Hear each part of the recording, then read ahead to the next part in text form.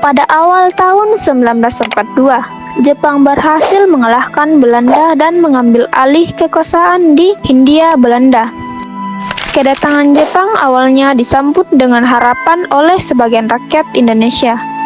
Banyak yang percaya bahwa Jepang akan membantu Indonesia meraih kemerdekaan, apalagi dengan semboyan mereka, Asia untuk orang Asia. Namun ternyata Jepang datang bukan sebagai pembebas, melainkan penjajah baru yang ingin memanfaatkan sumber daya dan tenaga rakyat Indonesia untuk kepentingan perang mereka di kawasan Asia Timur Raya. Salah satu cara Jepang mengendalikan rakyat Indonesia adalah melalui bidang pendidikan.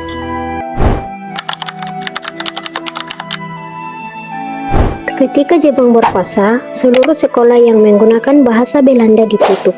Bahasa pengantar dalam pendidikan diganti menjadi bahasa Indonesia, karena Jepang ingin menghapus pengaruh Barat dari kehidupan masyarakat.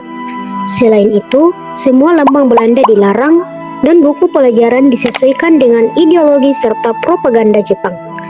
Sistem pendidikan pun disederhanakan. Sekolah dasar disebut Shogakko, yang berarti sekolah rakyat, dengan lama belajar selama 6 tahun. Kemudian ada Sugakko, setingkat sekolah menengah pertama, dan Kogakko, setingkat sekolah menengah atas. Namun, kesempatan untuk bersekolah sangat terbatas, karena sebagian besar rakyat diprioritaskan untuk bekerja membantu Jepang.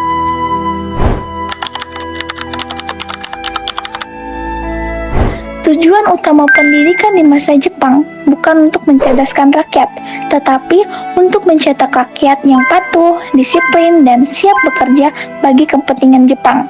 Setiap pagi, siswa diwajibkan untuk yang pertama, menghormati Kaisar Jepang dengan membungkuk ke arah Tokyo yang disebut Seikere. Yang kedua, menyanyikan lagu kebangsaan Jepang yang disebut Kimigayo. Ketiga, mengibarkan bendera Jepang yang disebut Hinomaru.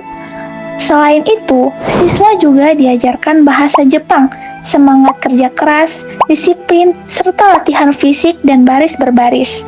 Pelajaran yang bersifat akademis dikurangi, sementara kegiatan yang pendukung perang seperti bercocok tanam atau bekerja di kebun semakin banyak dilakukan di sekolah.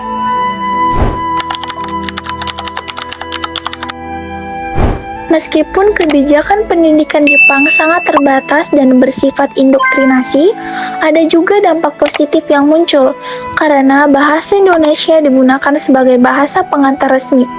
Rakyat Indonesia mulai semakin terbiasa dan merasa satu bahasa, satu bangsa. Hal ini justru menumbuhkan semangat nasionalisme di kalangan pelajar dan guru. Banyak pemuda hasil didikan masa Jepang yang kemudian berperan penting dalam perjuangan kemerdekaan Indonesia, seperti anggota pembela tanah air dan barisan pemuda.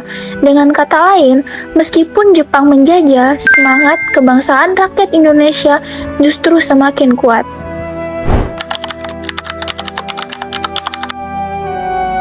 Dari pengalaman masa pendudukan Jepang, kita bisa belajar bahwa pendidikan adalah alat yang sangat kuat. Sedangkan bagi penjajah, pendidikan digunakan untuk membentuk rakyat yang tunduk dan berguna bagi kepentingan mereka. Namun, bagi bangsa Indonesia, pendidikan justru menjadi sarana untuk menumbuhkan rasa kesadaran nasional dan memperkuat persatuan. Oleh karena itu, sebagai pelajar masa kini, kita harus menjadikan pendidikan bukan hanya tempat untuk menimba ilmu, tetapi juga untuk menumbuhkan rasa cinta tanah air, semangat gotong royong, dan tanggung jawab terhadap bangsa.